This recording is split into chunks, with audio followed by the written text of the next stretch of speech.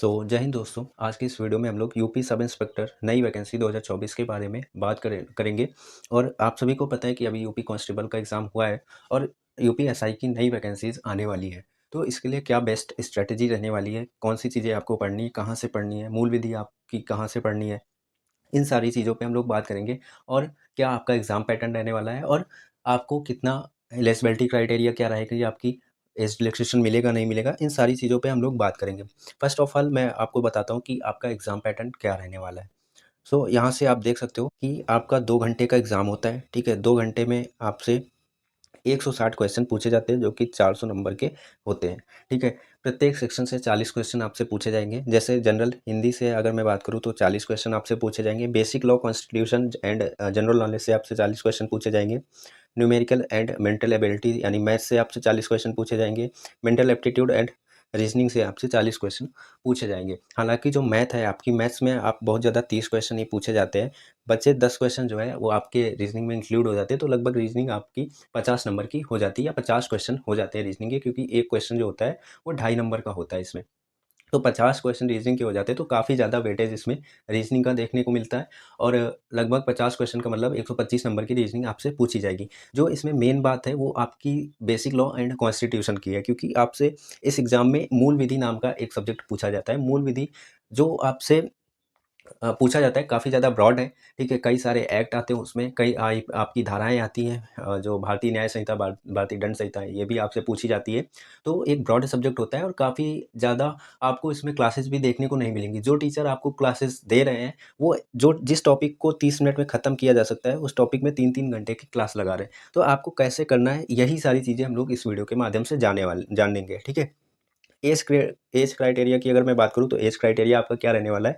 अगर मैं जनरल की बात करूँ तो आपकी मिनिमम एज 21 और मैक्सिमम एज 28 साल होनी चाहिए। अगर आपकी ईडीओबी इसके बीच में आती है तो आप इस पोस्ट के लिए एलिजिबल होंगे, ठीक है? बाकी ओबीसी के लिए 3 साल और एससी एसटी के लिए 5 साल की छूट भी इसमें मिलेगी।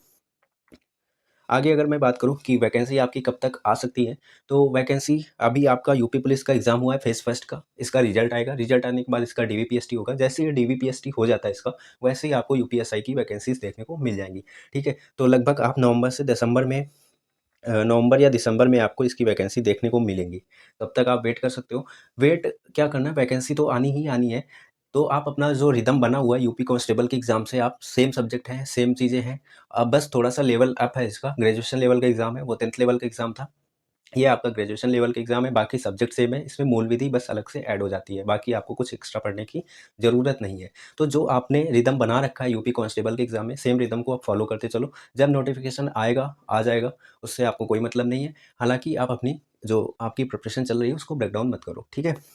कितनी पोस्ट के ऊपर ये वैकेंसी आने वाली है, तो अगर मैं बात करूँ तो लगभग 6000 के आसपास इसमें वैकेंसीज़ आएँगी, ठीक है? 6000 पोस्ट इसमें देखने को आपको मिलेंगी। इसके आसपास ही रहेगा, हो सकता है कम भी हो सकती है, 2-400 पोस्ट या इससे ज़्यादा भी हो सकती है, कुछ इसमें कहा नहीं जा सकता जबकि कोई ऑफ़िशियल नोटिस नहीं आता है। तो इतनी वैकेंसी रहने वाली है। देखो कॉम्पिटिशन कम रहता है इसमें, क्यों कम रहता है? क्योंकि अगर मैं ऑल इंडिया की बात करूँ, यूपी एसएससी सीपीओ का एग्ज़ाम होता है, ये एसआई लेवल का एग्ज़ाम होता है, दिल्ली पुलिस सब इंस्पेक्टर और सीएपीएफ सब इंस्पेक्टर के लिए उसमें वैकेंसीज़ आती हैं, तो लगभग 2000 से 2500 उसमें वैकेंसी देखने को मिलती हैं ऑल इंडिया पे। लेकिन आपको केवल यूपी में 6000 वैकेंसीज़ देखने को मिल रही हैं, तो काफ़ी कम कॉम्पिटिशन इसमें देखने को मिलता है। ठीक है?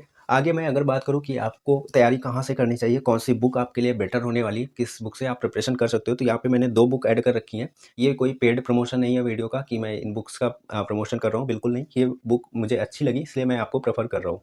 सो एक बुक आती है रीज़निंग की, पिनाकल की। देखो रीज़निंग का वेटेज ज़्यादा है, इसलिए आप रीज़निंग की प्रैक्टिस भी अच्छे से करके जाना, ठीक है? रीज़निंग और एक ऐसा सेक्शन है जो आपको मेरिट में ला सकता है, और अगर गलत होना स्टार्ट हो गई, तो आपको मेरिट से बाहर भी कर सकता है ये। तो रीज़निंग की प्रैक्टिस आपको अच्छे से करनी है, जिसके लिए मैं एक बुक आपको सजेस्ट कर रहा हूँ, पिनाकल की। यूपी पुलिस सब इंस्पेक्टर की रीजनिंग है। इसमें आपको सभी कॉन्सेप्ट मिल जाएँगे, प्लस आपको टॉपिक वाइज़ प्रैक्टिस सेट मिल जाएँगे, आपको मिसलेनियस प्रैक्टिस सेट मिल जाएँगे, और जो पीवाईक्यूज़ आपसे पूछे गए पिछले एग्ज़ाम में, जो क्वेश्चन रीजनिंग से पूछे गए, वो सारे क्वेश्चन भी इसमें मिल जाएँगे। तो ये आपके लिए एक बेस्ट बुक होने वाली है, इससे आप प्रैक्टिस कर सकते हो, ठीक है? अगर मैं मैथ्स की बात करूँ तो आदित्य सर की ये मैथ की यूपी वॉरियर आप देख देख सकते हो, यूपीएसआई वॉरियर। ये भी बुक काफ़ी अच्छी है, टॉपिक वाइज़ इसमें क्वेश्चन दिया गया है, टेस्ट सीरीज़ आपको मॉक दिए गए हैं इसमें, और मिसलेनियस सेट भी इसमें दिए गए हैं, तो इस बुक से भी आप प्रैक्टिस कर सकते हो। देखो सिलेबस आपका कंप्लीट है लगभग, क्योंकि आपने यूपी कांस्टेबल का एग्जाम दे रखा है, बहुत सारे बच्चों ने नहीं भी दिया है। तो आप जब तक नोटिफिकेशन नहीं आता है, कोशिश करो कि मेरा सिलेबस कंप्लीट हो जाए। जैसे ही नोटिफिकेशन आ जाता है, उसके बाद आपके पास प्रैक्टिस का समय मिलेगा, ठीक है। तो ऐसा ना हो कि आप जब नोटिफिकेशन आए तब वेट करके आप बैठो कि नोटिफिकेशन आएगा, उसके बाद मैं अपना स्टार्ट करूँगा अपनी प्रिपरेशन को, और तब उसके बाद मैं अपना सिलेबस कंप्लीट करूँगा। तो ऐसे ही गलती आप मत करना। अभी आपके पास टाइम है, वैकेंसीज़ तो आनी ही आनी है, तो उससे पहले आप अपना सिलेबस कंप्लीट कर लो। ठीक है? जो मेन पॉइंट अपना है वो है मूल विधि का। देखो मूल विधि का वेटेज यूपीएसआई में काफ़ी ज़्यादा मिलता है। लगभग 10 क्वेश्चन मूल विधि से आते हैं, 10 क्वेश्चन आपके कॉन्स्टिट्यूशन के जाते हैं, और जो 20 क्वेश्चन आपके बचते हैं 40 में, ये आपकी जीएस पूछी जाती है। जनरल साइंस के भी क्वेश्चन इसमें होते हैं, स्टैटिक के भी क्वेश्चन मिलते हैं, यूपीजी के भी क्वेश्चन मिलते हैं। तो ये 20 क्वेश्चन अलग होते हैं, और 20 क्वेश्चन में केवल कॉन्स्टिट्यूशन और आपसे मूल विधि पूछी जाती है।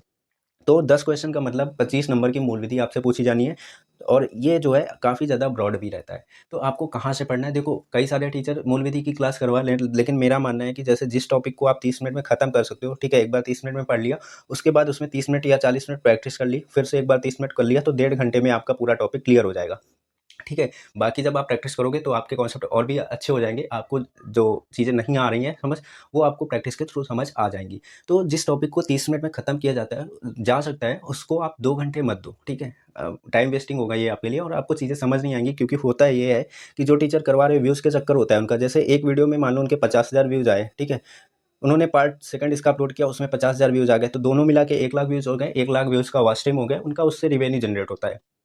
तो इसमें क्या होगा, एक वीडियो डालेंगे, एक बार डालेंगे तो 50,000 व्यूज़ मिलेंगे, तो उससे उनका वॉच टाइम कंप्लीट नहीं हो पाता है, रेवेन्यू कम जनरेट होता है। ये आपका यूट्यूब का वो होता है इनका फंडा, ठीक है? यूट्यूब का ऐसे ही ये चलाते हैं अपना। तो आप अपना कोशिश करो कि कम टाइम में आप ज़्यादा चीज़ें कवर कर पाओ, ठीक है? अगर आपको बेस्ट कोई बुक लगती है कि इस बुक से हम कवर कर सकते हैं, देखो बुक से तो अगर आपने पहले कोई चीज़ नहीं पढ़ रखी है बुक से, तो बुक से बहुत कम प्रोबेबिलिटी है कि आपको समझ आएँ चीज़ें। इसलिए मैं आपको सजेस्ट करूँगा कि आप कोई अच्छा-सा टीचर सजेस्ट कर सकते हो। हालाँकि मैं अपने चैनल पे कराऊँगा, लेकिन मैं कोई प्रमोशन नहीं कर रहा हूँ। मैं आपको एक बार पीपीटी दिखा देता हूँ, जो मैंने चीज़ें बनाई हैं उसकी, ठीक है?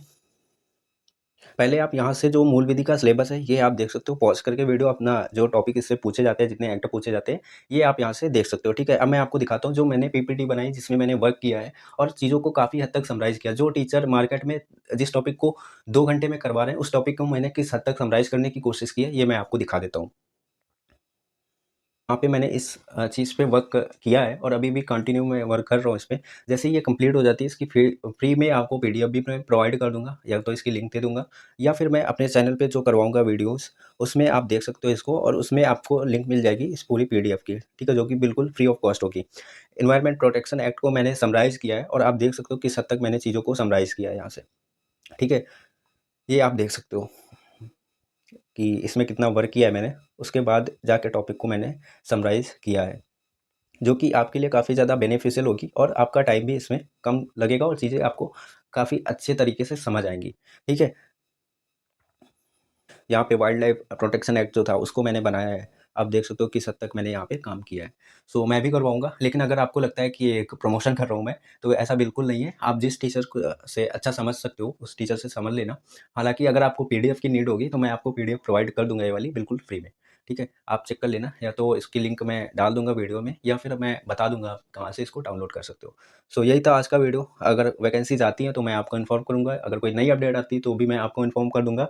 सो मिलते हैं नेक्स्ट वीडियो में। जय हिंद।